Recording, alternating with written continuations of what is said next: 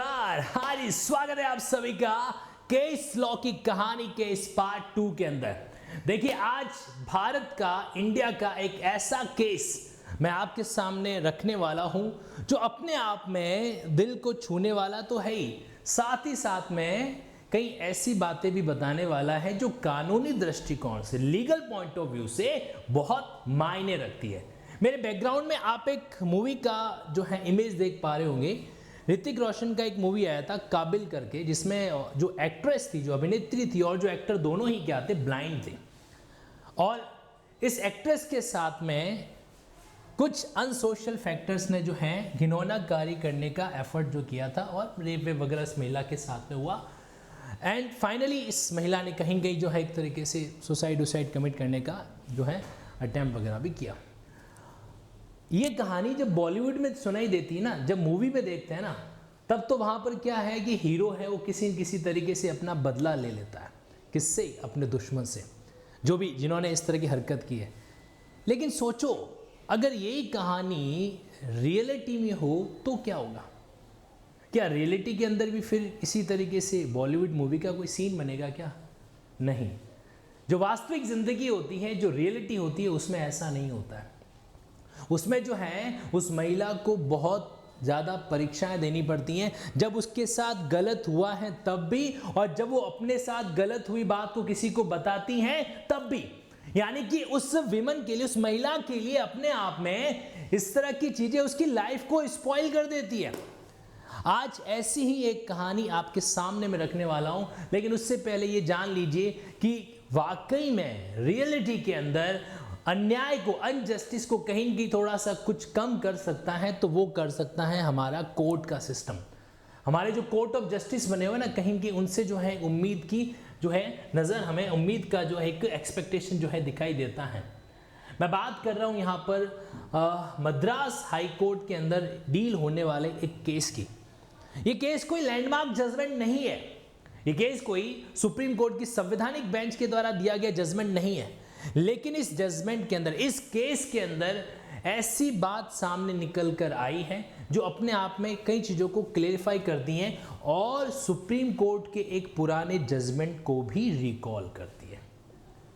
तो आइए जरा बात करते हैं इस केस की कहानी की। इस केस का नाम अनबू सेल्विन बनाम versus state representative by the inspector of police law and order, Villivakkam police station, Chennai, Tamil Nadu की ये घटना है। हुआ क्या था, जरा समझना इसको अच्छे से।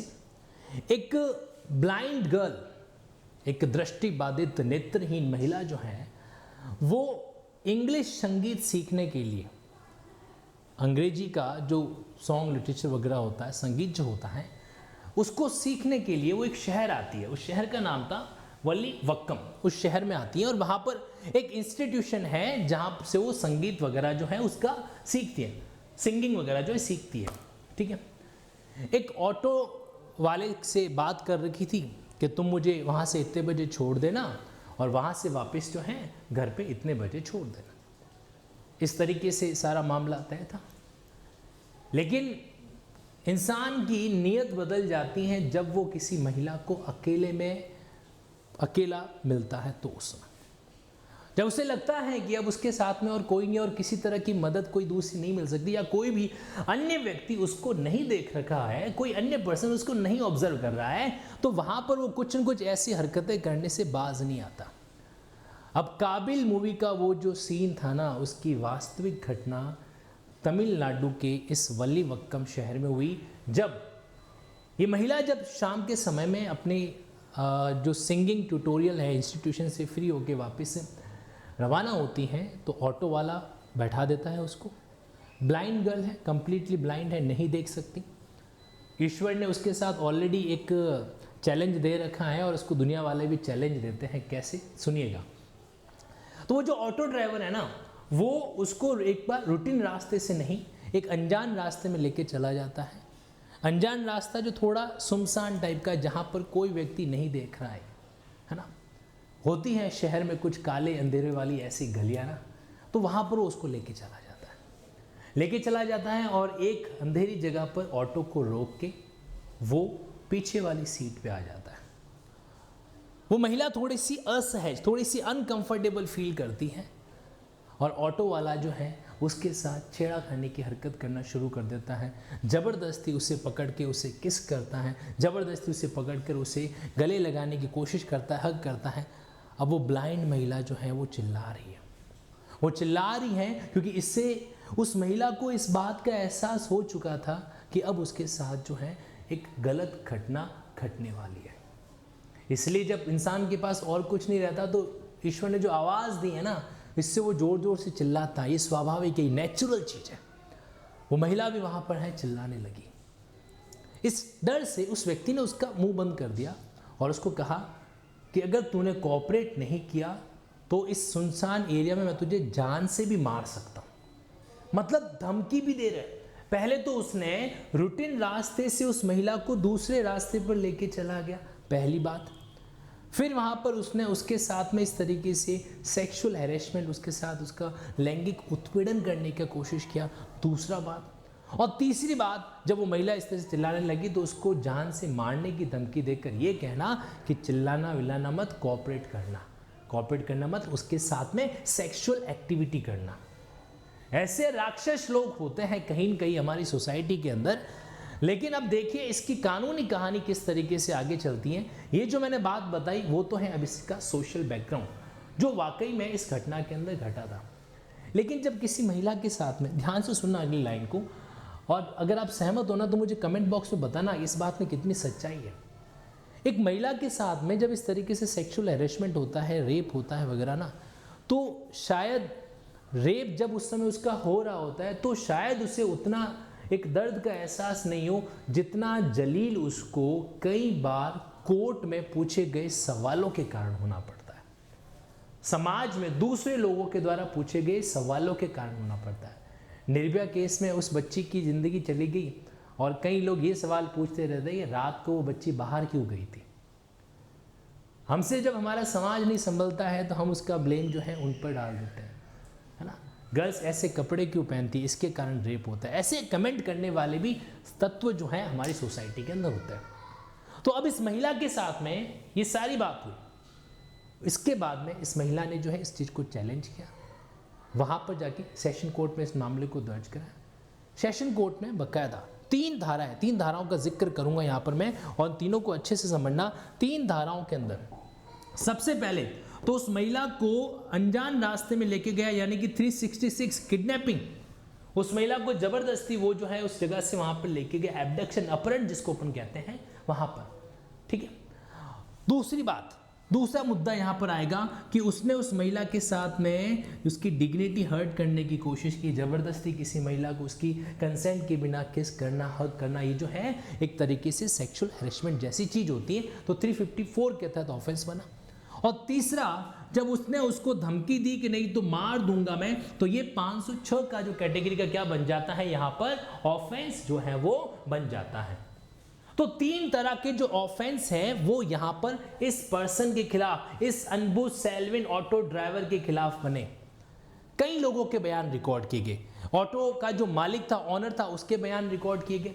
वहां पर जो लोग उस महिला की आवाज सुनकर आए थे उनके बयान रिकॉर्ड किए गए, स्टेटमेंट रिकॉर्ड किए गए। जिस इंस्टीट्यूशन से वो महिला निकली थी, जहां पर वो इंग्लिश सिंगिंग कर रही थी, संगीत सीख रही थी, उस ऑनर के बयान रिकॉर्ड हुए, स्टेटमेंट रिकॉर्ड किए गए।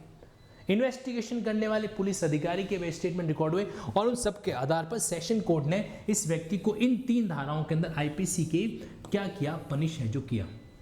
लेकिन अब देखिए, ये बंदा हाईकोर्ट आता है, मद्रास हाईकोर्ट आता है, और इनके जो एडवोकेट साहब है उनकी दलील सुनिएगा।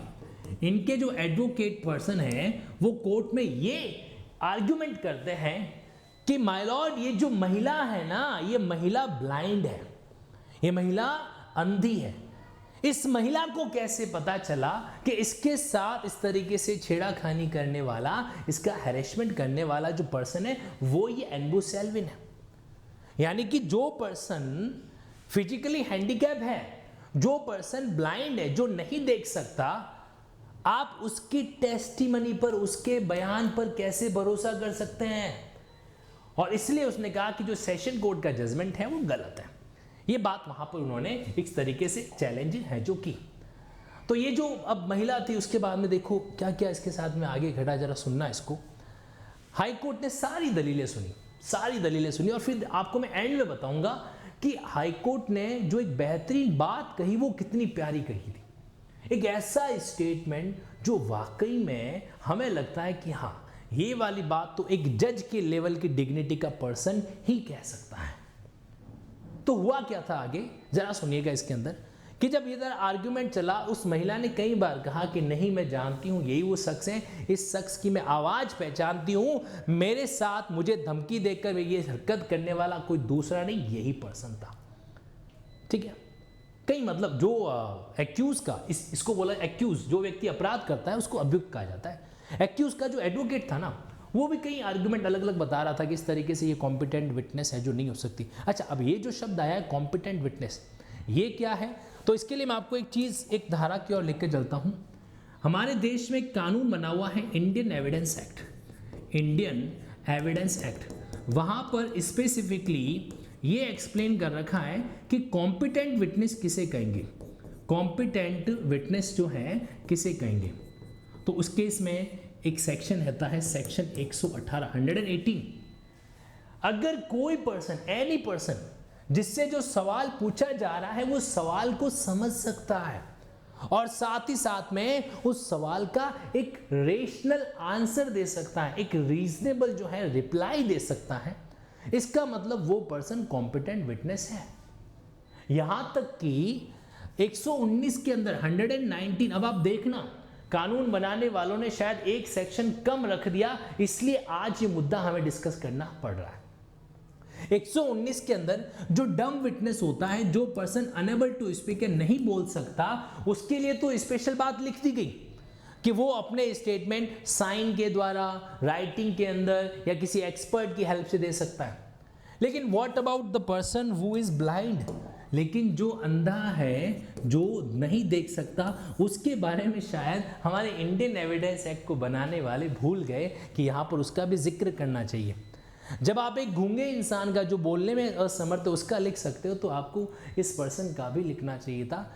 लेकिन इससे कोई फर्क नहीं पड़ता, क्योंकि अब मैं आपके सामने वो स्टेटमेंट बताने वाला हूं जो मद्रास हाईकोर्ट के जज ने कहा। मद्रास हाईकोर्ट ने कहा कि द लेडी, ये महिला, the lady is blind but her statement is not blind. ये महिला जो है ये दृष्टि बाधित है, इसका जो विजन है वो कम है, लेकिन इसने जो स्टेटमेंट दिया है उसका विजन कम नहीं है, उसका विजन जो है ना वो कोई दृष्टि बाधित नहीं है।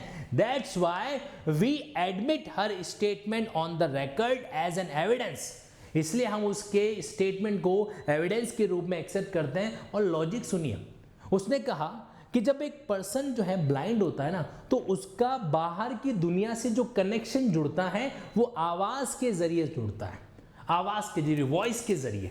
ठीक है, एक साधारण इंसान किसी इंसान, दूसरे इंसान की वॉइस हो सकता है इतने अच्छे से आइडेंटिफाई नहीं करे, लेकिन एक जो ब्लाइंड पर्सन होता है ना, वो ब्लाइंड पर्सन किसी दूसरे इंसान की वॉइस को एकदम कैप्चर कर लेता है और जैसे ही उसको सुनाई देती है उसकी आवाज तुरंत पकड़ लेता है। और ये फैक्ट है और ये हकीकत है।